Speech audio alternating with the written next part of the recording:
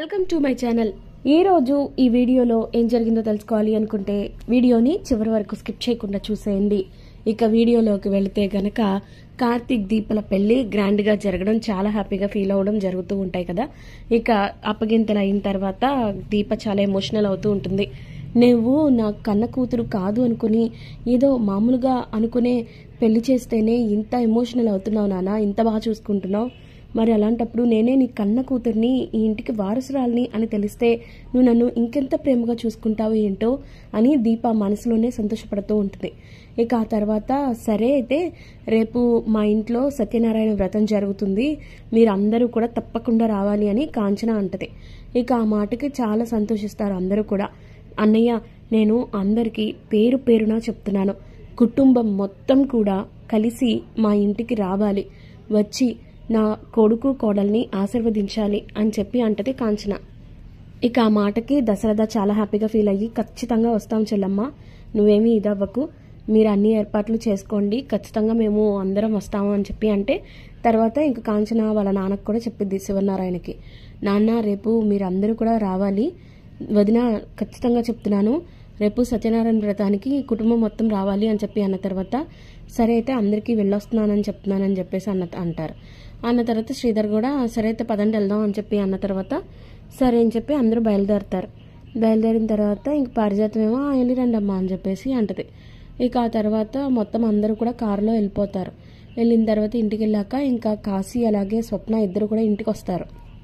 ఇంటికి వచ్చేసరికి ఇంకా దీప కార్తీక్లేమో లోపల ఉంటారు. లోపల ఉండేసరికి కాంచన స్వప్నం చూసి చాలా హ్యాపీగా ఫీల్ అవుతూ ఉంటుంది, కాశీని కూడా చూసి.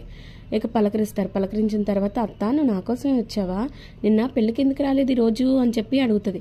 అడిగేసరికి శౌర్య అలా అడిగేసరికి లేదే పనుంది, అందుకే ఇంకా ఇప్పుడే వచ్చాము, అందుకే ఇంకా డైరెక్ట్గా ఇంటికి వచ్చి కంగ్రాచులేషన్స్ చెప్దామని చెప్పి వచ్చాము, ఇంతకీ పెళ్ళికొడుకు పెళ్ళికూతురు ఏరి అని చెప్పి ఎటకరం ఆడుతూ ఉంటుంది. ఆడుతూ ఉండేసరికి సరే అని చెప్పి ఇంక ఈలోపు కార్తీక్ వస్తాడు లోపల నుంచి. ఏంటి పెళ్ళికొడుకు గారు, ఈ ప్రపంచాన్ని అప్పుడే మర్చిపోయినట్టున్నారు అని స్వప్న కొంచెం కామెడీగా మాట్లాడుతూ ఉంటుంది. మాట్లాడేసరికి అంతేలే, మీరు పెళ్ళిళ్ళకి రారు కదా, ఇలా మామూలుగా విజిట్ చేయడానికి మాత్రమే వస్తారు, చూస్తున్నా అన్నీ అబ్జర్వ్ చేస్తున్నా అంటాడు కార్తీక్.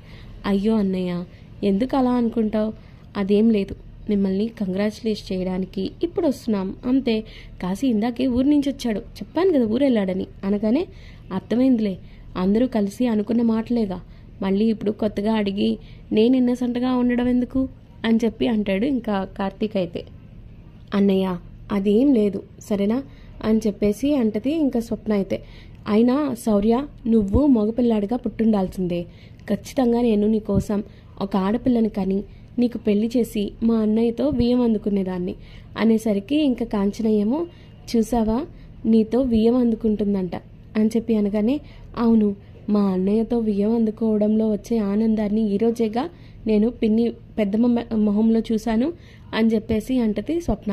ఇక ఆ మాటకి చాలా సంతోషిస్తుంది కాంచన కూడా, చాలా ఎమోషనల్ అయిపోతూ ఉంటుంది. ఏంటి ఇందాకేగా నేను చిన్నపిల్లని అన్నావు, ఇప్పుడు చూసావా ఎంత పెద్దదానిలా మాట్లాడుతున్నావో అని చెప్పేసి అంటది. అలా అనేసరికి సరే అయితే నువ్వు ఏమన్నా అనుకో, కానీ ఇది నా ఎమోషన్, నాకు వచ్చిన ఒకే ఒక్క ఎమోషన్ అని చెప్పేసి అంటది. అలా అనేసరికి కార్తీక్ ఏమో చాలా హ్యాపీగా ఫీల్ అవుతూ ఉంటాడు. ఒకటి గుర్తుపెట్టుకో స్వప్న, నాకు ఉన్నది నువ్వు ఒక్కదానివే కదా, అలాంటప్పుడు నీకు కాక ఇంకెవరికి మాట ఇస్తాను చెప్పు అన్నట్టు మాట్లాడేసరికి, చాలన్నయ్య, ఈ ఒక్క మాట చాలు, మన జీవితంలో ఏం జరిగినా జరగకపోయినా అన్నయ్య అనేవాడు ఒకడుండాలి అంటారు, అందుకేనేమో ఆ భగవంతుడు నాకు నీ రూపంలో అన్నయ్యగా వచ్చాడు అని చెప్పి అలా ఎమోషనల్ అవుతుంటే, సర్లే ఇప్పుడు ఎమోషనల్ అయ్యే టైం కాదు అనేసి ఇంకా అలా కార్తీక్ అంటాడు. ఇక దీప కూడా ఈ లోపు వచ్చింది. వచ్చిన తర్వాత సరే మీ ఇద్దరిని కంగ్రాచులేట్ చేయడానికి వచ్చాము అని చెప్పి అంటది. అంటే ఇంకా అప్పుడు ఏదో ఉట్టి చేతులతో అయితే రాలేదనుకుంటా కదా అని చెప్పి అంటాడు ఇంకా కార్తీక్. అయితే మరి ఉట్టి చేతులతో ఎలా కంగ్రాచులేట్ చేస్తాము అన్నయ్య అని చెప్పి అంటది స్వప్న. ఇక ఆ మాటకి కాశీ ఏమో తన చేతిలో ఉన్న కేక్ తీసి చూపిస్తాడు. దాంతో చాలా మంది హ్యాపీగా ఫీల్ అవుతూ ఉంటారు. హై, కేకు నాకే తెచ్చాము అయ్యా అని చెప్పి అంటది. ఇంకా శౌర్య ఏమో, నీకు కాదులేవే, నీకు వేరే అత్త, నేను ఈ అత్త వేరే కేక్ తెప్పిస్తుంది సరేనా అని చెప్పి అంటది. ఇప్పటికైతే ఇది అన్నయ్యకి వదినికి అయినా దాని మీద ఏం రాసిందో చూడలేదా అని చెప్పి అంటది. అన్నయ్య లవ్స్ వదిన అంటే ఏంటత్తా అని చెప్పి అడుగుతుంది శౌర్య.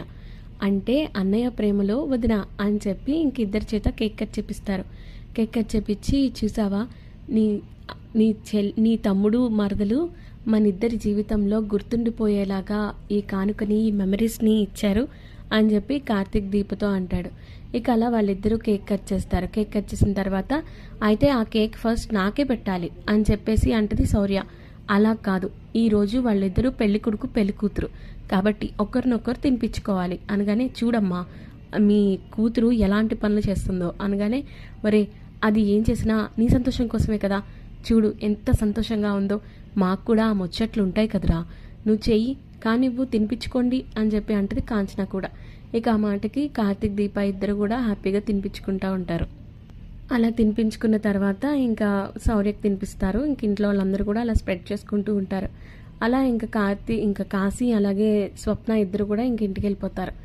ఇక మరోపక్క అనసూయ ఏమో వాళ్ళ తమ్ముడు ఫోటో దగ్గర దీపం పెడుతూ, నిజంగా దీపని నువ్వు పెంచడం నీ అదృష్టం రా, తన అదృష్టం కాదు, తను ఎవరో ఏంటో కూడా తెలియకపోయినా నువ్వు పెంచినందుకు తను నీ జీవితాంతం తన గుండెల్లోనే పెట్టుకుంటుంది నిన్ను. ఈరోజు భోజనాల దగ్గర అందరూ నిన్ను మర్చిపోయినా తను మాత్రం మర్చిపోలేదు. నీకు అక్కడే ఉన్నావని తన ఆత్మగా బంధించి ఆలోచించి తన పక్కనే భోజనం వేసి పెట్టింది. నువ్వు అంతకు మించిన అదృష్టం చేసుకున్నావురా అని చెప్పి ఎమోషనల్ అవుతూ ఉంటుంది అనసూయ.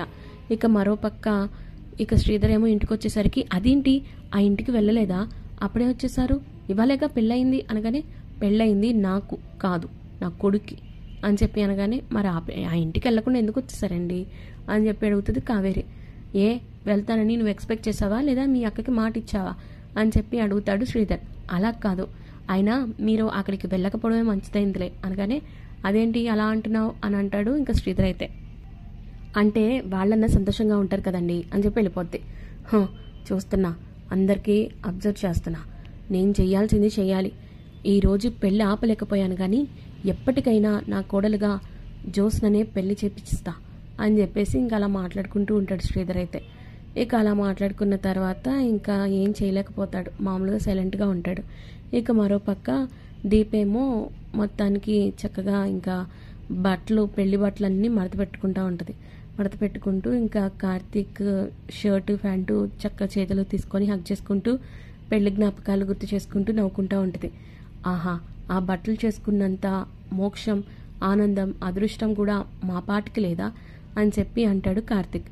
ఇక అలా అనేసరికి తిరిగిద్ది. ఏంటి బాబా ఏమంటున్నావు అనగానే, ఆ బట్టల్ని అంత ప్రేమగా దగ్గరకు తీసుకున్నావు కదా, మమ్మల్ని కూడా తీసుకుంటే బాగుంటుంది కదా అని చెప్పి అంటూ ఉంటాడు కార్తీక్ అయితే. అవును, శౌర్య ఏది అని అడుగుతాడు. వాళ్ళ నానమ్మ రూమ్లో పడుకుంది అని అంటది. ఇక దీపాలు అనేసరికి, అయితే మనం కూడా ఇక పడుకోవాలేమో అని చెప్పేసి అంటూ ఉంటాడు కామెడీగా, రొమాంటిక్గా. అలా అనేసరికి, పడుకుందాంలే కానీ ముందు అంతకన్నా నువ్వు నాకు చేయాల్సిన పని ఒకటి ఉంది అని చెప్పి ఆశీర్వదించమంటది. ఆశీర్వదించమంటే ఇంకా చాలా పొయిటిక్గా ఆశీర్వదిస్తూ ఉంటాడనమాట. ఇక చాలా హ్యాపీగా ఫీల్ అవుతూ ఉంటుంది దీప కూడా. ఇక ఆ తర్వాత ఏది ఏమైనా ఈరోజు పెళ్లి జరగకపోయి ఉంటే ఈ ఆనందం మాత్రం ఉండేది కాదు బావా అని చెప్పి ఇక దీప అనేసరికి, ఎందుకు మరదలా ఇంకా దాని గురించి ఆలోచిస్తావు అని చెప్పి అంటాడు కార్తిక్. అలా కాదు బావా, నేను ఈరోజు చాలా సంతోషంగా ఉన్నాను. ఈ సంతోషాన్ని అందరికీ కారణం నువ్వే. నువ్వు జ్యోత్స్నతో చేసిన ఆ ఛాలెంజ్లో నువ్వు నెగ్గడం.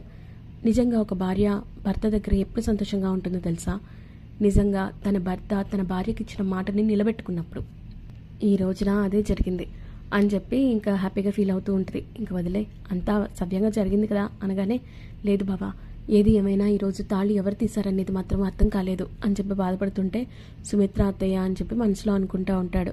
ఆ రహస్యం ఎప్పటికీ రహస్యంగానే మిగిలిపోతుందా అని చెప్పి దీప అనేసరికి, ఆ విషయం ఎవరికీ తెలియకూడదు, సుమిత్ర అత్తయ్యే అంటే నీ కన్న తల్లి నీ పెళ్లిని ఆపడానికి ప్రయత్నించిందని నీకు తెలిస్తే నీ గుండె ఆగిపోతుంది.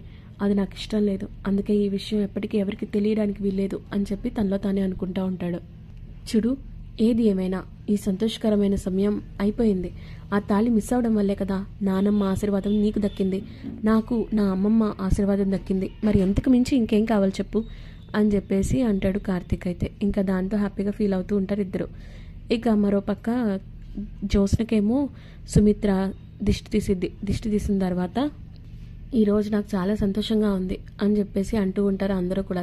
శ్రద్ధ అలాగే శివనారాయణ వచ్చి, అవును ఇక మీద మన ఇంటికి ఉన్న అరిష్టాలన్నీ పోయినాయి, పంతులు గారు చెప్పినట్టు ఇంకా అన్నీ పోతాయి, ఇక త్వరలోనే జ్యోత్స్నకి సంబంధించిన శుభకార్యం జరుగుతుంది అని అంటుంటే, అయినా మీరేమో జ్యోత్స్న తప్పు చేస్తే తిడతారు, జ్యోత్స్న మంచి పని చేస్తేనేమో తిట్టరు పొగడరు అని చెప్పి అంటే పారిజాతం. జ్యోత్స్న ఏం మంచి పని చేసింది అనగానే దీపమెళ్ళలో తాళి లాగిస్తుంది కదా అని చెప్పి అనగానే ఒక్కసారిగా అందరూ షాక్ అయిపోతారు.